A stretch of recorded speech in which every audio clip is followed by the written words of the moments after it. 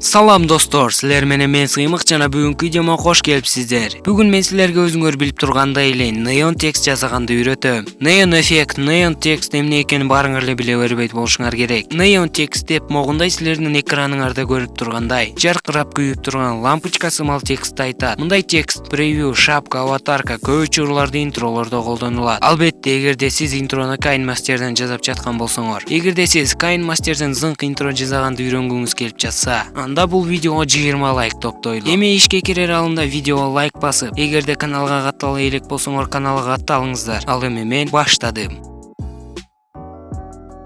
Алгач ирет Pixellab тиркемесинен өзүбүзгө керектүү текстти жасап алабыз.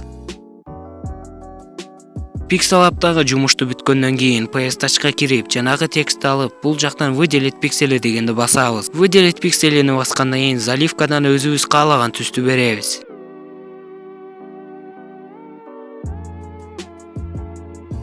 Андан соң ага фаска эффектин беребиз да дубликат слоя дегенди басабыз. Эми болсо дубликатка размытие по Гауссу эффектин 60ка коебуз.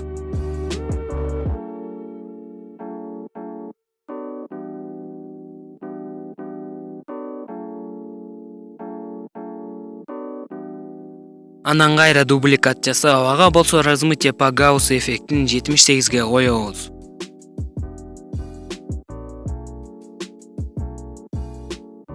Мынакей Neon эффекти жасоо ушундай оңой эле. Эми аны көркөмдөп, анын айланасына өз фантазиябыз менен ар түрдүү нерселерди кошсок болот.